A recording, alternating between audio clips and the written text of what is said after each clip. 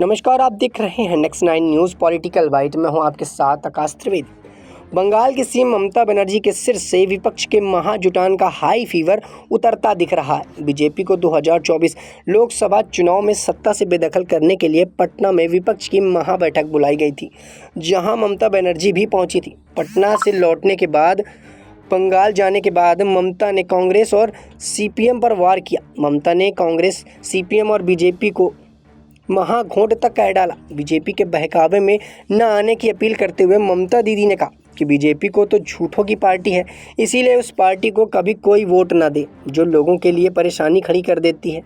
इस दौरान ममता बनर्जी कांग्रेस और सीपीएम को भी टाटा बाय बाय करने की अपील करती नजर आई। ममता बनर्जी पंचायत चुनाव के प्रचार अभियान के तहत कुछ बिहार पहुंची थी, जहां इन्होंने बीजेपी के साथ ही कांग्रेस के सीपीएम पर भी करारा हमला किया। ममता ने कहा कि हमारी खिलाफत के लिए तीनों ही दल एक साथ आ गए हैं। सीएम ने कहा कि हम दिल्ली में सत्ता पर बैठी बीजेपी के खिलाफ महाघोट यानी कि महागठबंधन बनाने की कोशिश कर रहे हैं। मेरे बारे में अपशब्द भी कहने वाले महाघोट को तो तोड़कर रहूंगी। इसके बाद दिल्ली हो या फिर बंगाल में केवल महाजोत ही होगा। ममता बनर्जी ने इस रिएक्शन पर बीजेपी कांग्रेस ने पलटवार किया है। बंगाल बीजेपी अध्यक्ष सुकंता मजूमदार ने कहा, ममता पर निशाना साधते हुए फिर से कहा, आप तो खुद ही कांग्रेस सीपीएम से मीटिंग करने के लिए पटना गई थी, जिससे कि हम पर महाघोट बनने का आरोप लगा सके। मजूमदार ने कहा कि कैमरा कभी झूठ नहीं बोलता।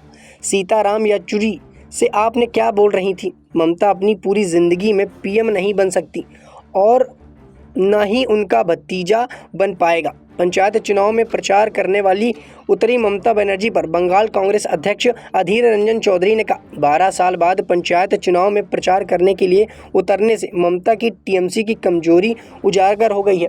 फिलहाल के लिए इतना ही। देश दुनिया की तमाम खबरों से जुड़े रहने के लिए देखते रहिए नेक्स्ट 9 न्यूज़ पॉलिटिकल बाइट।